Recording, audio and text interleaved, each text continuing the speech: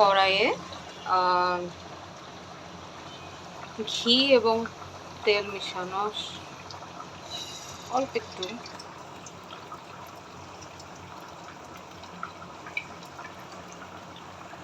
দিয়ে সেটাতে পেঁয়াজ, গরম মশলা দিয়ে ভালো করে নাড়া দেবো।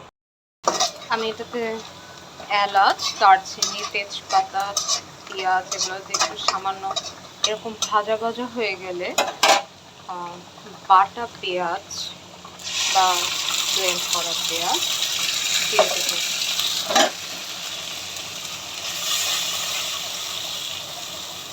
এরপর এটাতে আদা বাটা, রসুন বাটা দিয়ে যতক্ষণ না কাঁচা গন্ধটা চলে যাচ্ছে কষাতে থাকবো।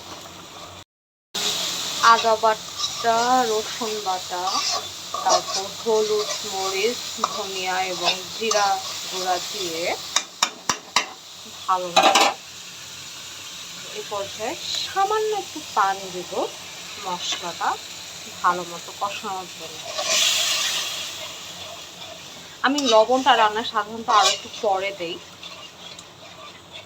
কষানো মশলার তেলটা যখন একটু উপরে উঠে আসবে তারপর সেটাতে আমরা কেটে ভালো মতো ধুয়ে রাখা গরুর কলিজা দিয়ে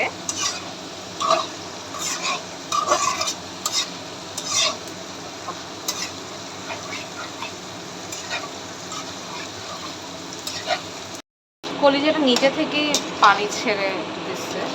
আমরা এটাতে হালকা হালকা কষাতে থাকবো।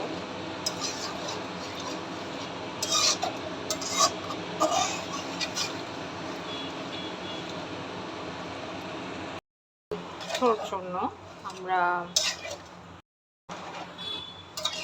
কলিজাটা সিদ্ধর জন্য আমরা সামান্য গরম পানি অ্যাড করে দেব।